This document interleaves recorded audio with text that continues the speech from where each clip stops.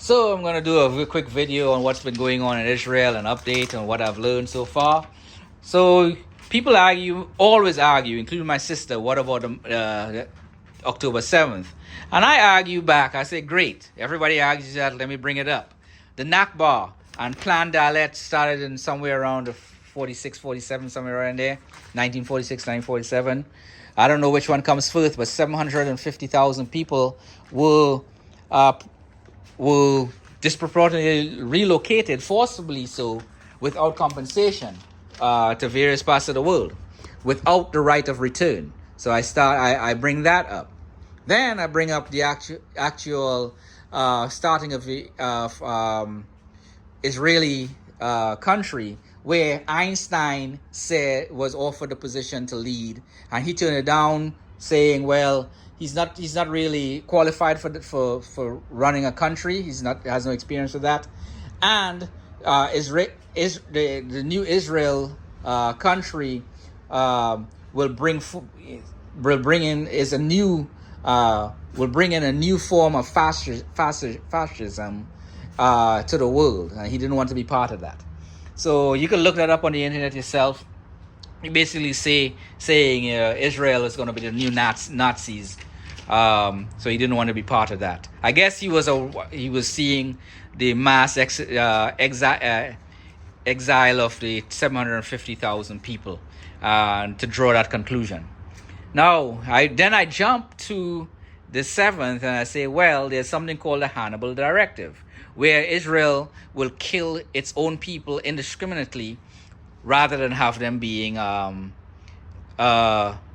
taken as hostages. And news is coming out now where they're showing footage of live footage of soldiers in the Apache helicopters saying they can't differentiate between Hamas and the people. This is after they had indiscriminately shot everything. And it turns out, I think there's 38 Apache helicopters that open fire on that scene when they arrive.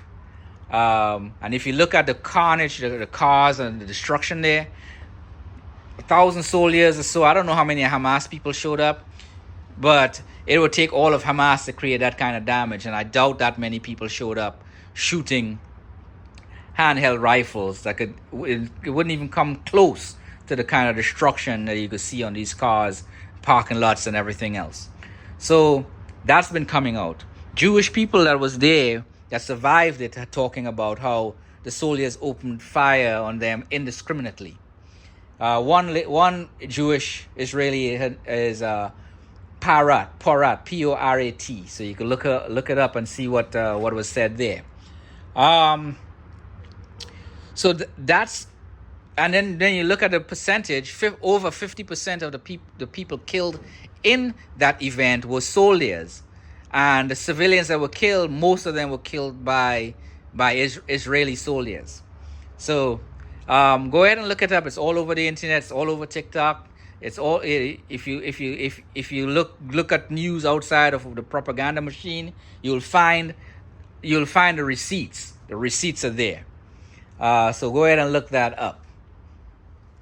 Then you got the money. I like to follow the money. That's my big thing. Follow the money. Why is all this occurring? Well, there's a project called the Ben Gurion Canal Project, where they're trying to run a new shipping route up that will come out at northern Gaza into the Mediterranean Sea. That's going to bring in a lot of money, millions, if not trillions, if that comes to fruition. Now, I don't know what stages that's in, but apparently they need northern Gaza to make that happen. I don't know who's involved with running that project. I did at one time, but I can't remember who it was.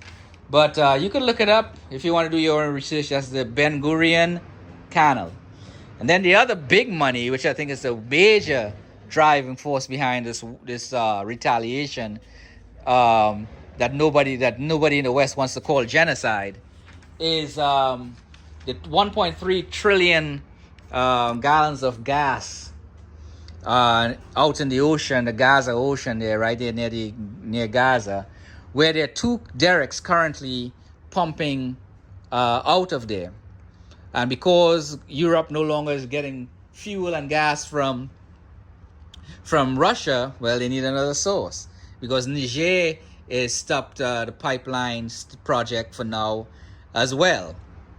And they've made many attempts to kill the crew members, but the crew members are really backed by, especially in Burkina Faso and Niger, backed heavily by the population because people are tired of living in poverty while everybody else is raping them. So they need another source. So that's why you see Great Britain didn't vote against the ceasefire, because the Prime Minister's wife has a company that's geared to make a lot of money off all this. Right now, the two derricks off the coast is being run by British Gas. And BP, British Petroleum, is contracted to supposedly do the gas exploration in northern Gaza area and the rest of the ocean area if all this thing goes through with all this destruction that's going on.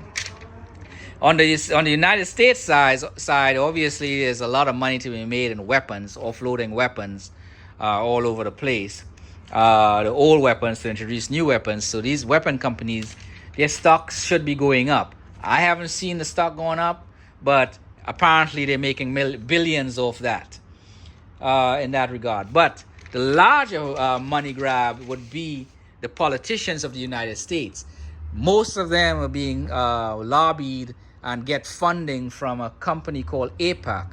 That's AIPAC. It's a pro-Israeli lobbying group that funds almost everybody in politics. That's why you see all of them trying to silence some of the other people, the lady in Chicago and some of the other places where they're trying to silence everybody, and they're willing to go to hell than to give up the money that they're getting for all their when they run for office and stuff like that. So you got all that going on. So the boycotts, great, I love it. The protests, great, except when you're blocking the streets and stuff from regular citizens trying to get to work to make a living, because some people live from paycheck to paycheck. So I don't support closing off the roads like they're doing in New York on the bridges and stuff like that.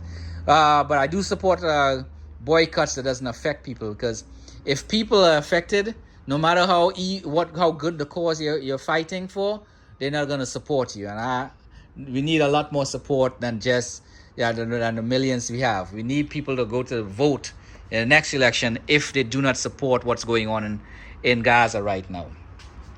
So hopefully hopefully that will be addressed, and it will cut back on the protesting in the streets and preventing people from getting to and from work. But the boycott's fantastic. A lot of these places I don't really shop at, so I don't really have a lot of places I can boycott. I don't eat Chick-fil-A and I don't drink coffee, so I don't need to go to Starbucks. But those of you who are boycotting these places, keep it up, because it's illegal in several states for anybody to boycott Israel. And people have lost their jobs or not got their contracts renewed if they don't sign that document, which I strongly believe is illegal. I don't even know how that could even be a law. But hopefully that will be addressed later on and be reneged from all these, I think it's like 37 states that's doing it, which is insane. So hopefully that will be addressed. That is so crazy. You could boycott the United States, but you can't boycott a foreign country. Make that make sense to me. On a different note, from a spiritual perspective, you look at the Mahabharata, the Srimad Bhagavatam, and the Bhagavad Gita. There are soldiers in a lot of those conflicts, and in the Bhagavad Gita, for instance, there was a talk by Krishna that soldiers, regardless if you're on the wrong side or the right side, it's your duty to fight and die, because the body dies, but the spirit being cannot, because apparently Arjuna had trouble wanting to fight his own family, even though he was on the right and they were on the wrong, based on the principles of that time. So take that with a grain of salt. The soldiers who are fighting, regardless on the right side or the wrong side, it's their duty to fight and it's their duty to die. And therefore, when they grow their conscience and they talk out about it, support them. You all have a good day.